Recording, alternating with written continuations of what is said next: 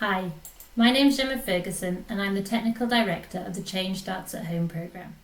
Change Starts at Home is a violence prevention intervention that works with couples, their families and communities in rural locations in Nepal to address power imbalances and reduce or prevent intimate partner violence. The programming focuses on encouraging critical reflection on harmful gender norms and behaviours, alongside supporting couples to develop new skills to resolve conflict, communicate openly and promote positive gender norms in their communities.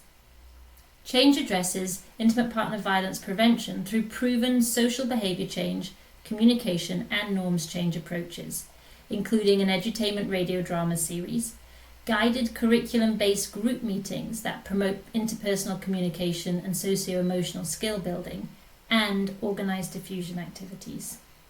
The first phase of the programme, which focuses on a cohort of couples who meet weekly in groups, lasts 40 weeks. The second phase is focused on diffusion of new norms and behaviours out to the wider community and lasts a further 6 to 12 months.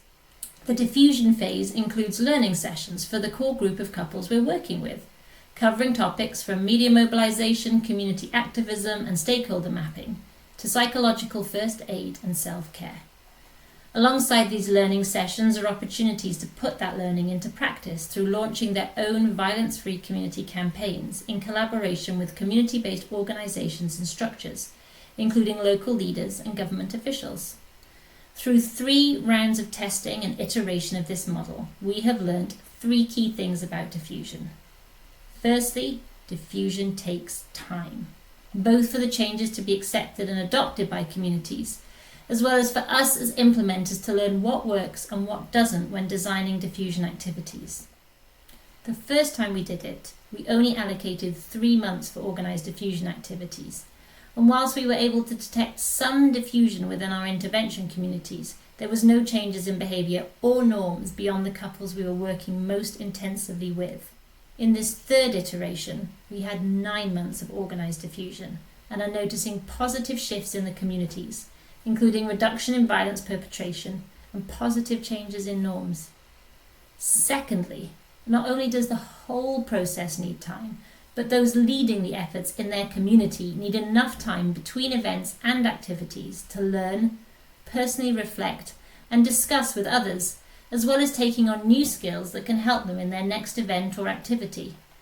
This cycle of learning, doing, reflecting, and learning again is critical, as individuals and communities build up their confidence and can adapt their approaches over multiple events and activities.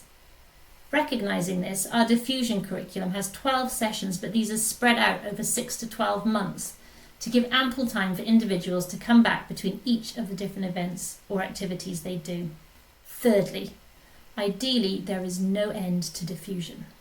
Having worked intensively with different groups and individuals in our intervention communities on diffusion tactics, we are now beginning a further 9 months of organic or spontaneous diffusion led by the communities themselves.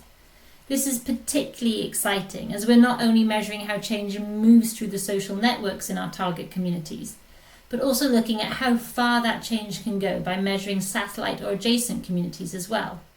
Throughout this phase, we are not intervening directly, as we are hoping to see the positive trend continue beyond the project as communities take ownership of the changes they want to see.